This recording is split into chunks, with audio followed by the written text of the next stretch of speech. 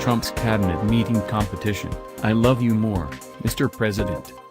President Donald Trump responded to the news that the Public Theater was putting on a defiant production of Julius Caesar by staging his own production of King Lear during a very strange cabinet meeting on Monday. Trump: all right. Which of you shall we say doth love us most, that we our largest bounty may extend where nature doth with merit challenge?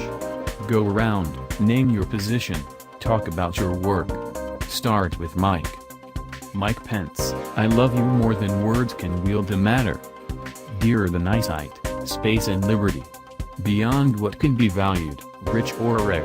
No less than life, with grace, health, beauty, honor, as much as child dare loved, or father found. A love that makes breath poor and speech unable. Beyond all manner of so much I love you. Serving you has been the greatest privilege of my life, Mr. Lear.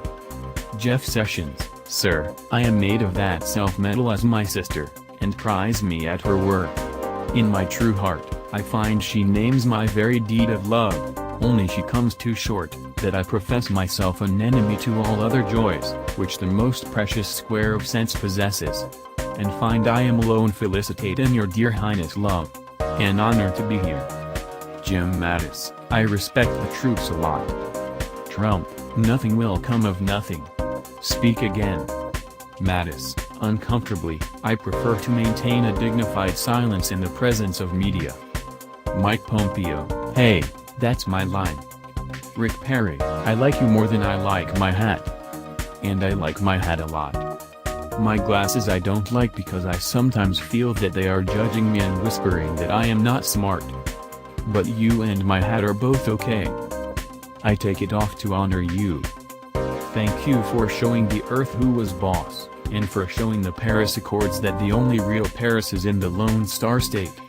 Linda McMahon: thank you for letting me work at the Small Business Administration. With you in charge we will have to change the name, because nothing will be small. Businesses will not be small, and dreams will not be small. You will lift us up and hold us in the palms of your right-sized hands. You have won the biggest smackdown of all, against the economy, which before was raw and now is cooked.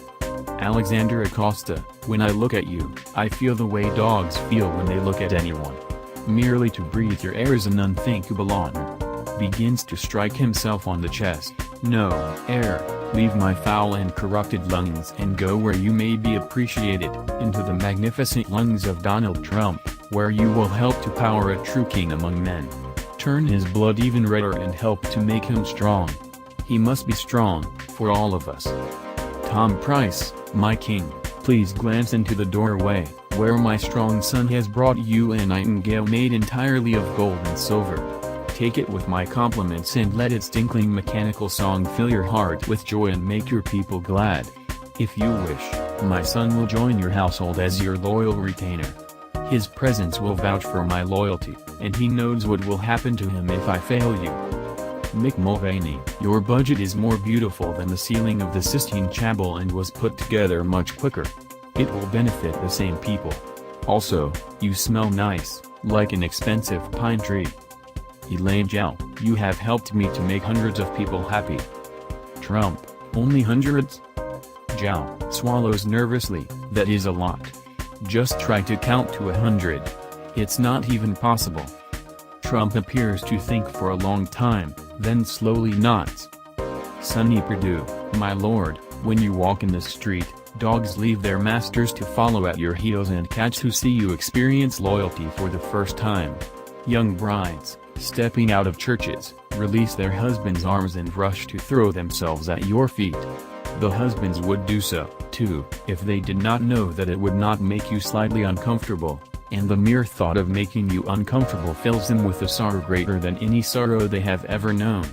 When you smile, it is not winter anymore. You alone can melt the frozen heart and the frozen polar ice cap. Also, you are very popular in Mississippi.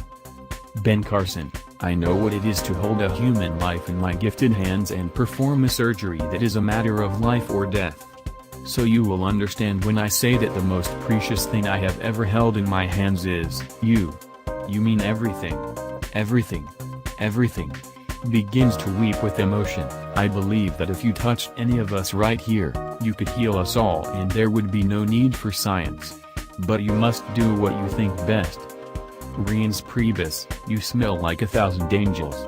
Sometimes I think you might be an angel. If heaven is not serving you, I don't know what is. Maybe there is no heaven. I am grateful to God every day for putting you into my life. You are sunshine. My only sunshine. The only sunshine. On behalf of the entire senior staff around you, Mr. President, we thank you for the opportunity and the blessing that you've given us to serve your agenda and the American people.